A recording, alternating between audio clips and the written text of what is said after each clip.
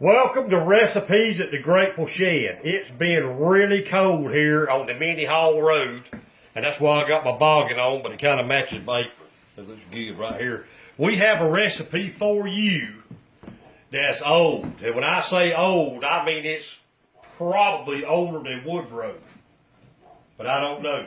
Probably is. Yeah. But what we're going to cook for you tonight, or show you how to cook, is cornmeal dumplings. And Brother Woodrow's going to get us started there. Woodrow, kind of tell us what you got in your measuring cups there. Okay. I've got 2 cups of cornmeal.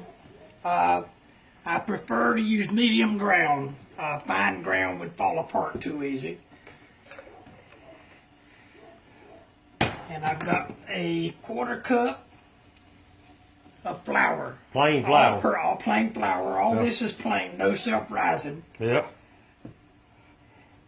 And you put those in your pan.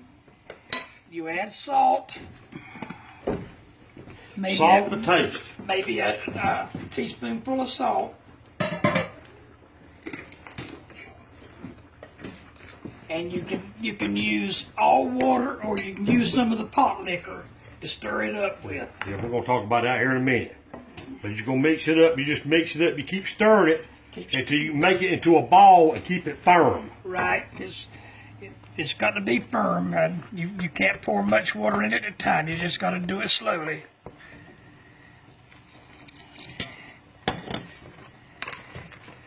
And you've got to stir it up and get it together until you can take it up in your hand and make it into a ball or a patty. All right.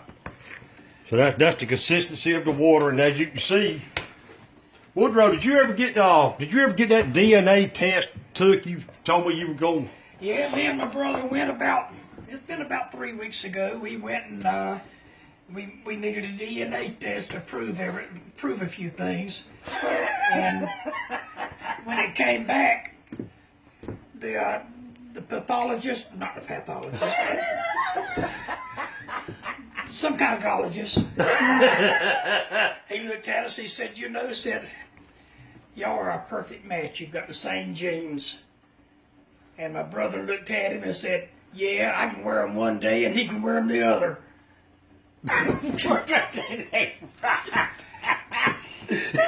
Well, you get it mixed up to the consistency where you can roll them in either a small ball or a patty.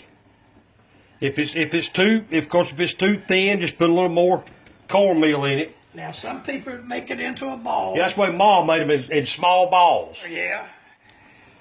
But I do them in a patty. And you can imagine, folks, that way back, 100 years ago, they had flour and cornmeal, and then they'd make the pot liquor and just put these cornbread dumplings in whatever they had. Now, growing up, I remember mine in spring onions. That's what we've got in this tonight. But once you patty them out and you put them in that boiling water, and you say you do yours usually in cabbage. I do it in my cabbage. I boil my spare. I boil my spare ribs. Yeah. Then I cook my cabbage in it. Then I take the spare ribs and the cabbage out of the pot liquor and cook my dumplings. Yeah. And in the pot liquor, and that's. But tonight, I had some smoked neck bones in the freezer, so I just boiled them up. But you can use anything. A lot of people use this in collards, mustard greens. And like I said earlier, I like to cook mine in spring onions. But any kind of pot liquor you want to come up with, this is an inexpensive, and everybody has flour and cornmeal in your cupboard. You can boil anything you've got in your freezer and boil it up, and you boil it about 10 or 15 minutes.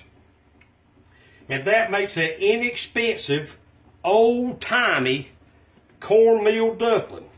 And when I was growing up, we shucked and shelled our corn, took it down to Hall's mill pond, and he would grind it. He had a water wheel grinder. He would keep 1/3 of it as his pay for grinding it. And then that's where he made his living. He sold it. So no money changed hands. No money had to change hands yet. So this is what people, and it's really good hearty meal on a cold, windy night in Salemburg, North Carolina. That's good. Thank y'all for watching our videos. We love you. God loves you. And there's nothing you can do about that. Good night.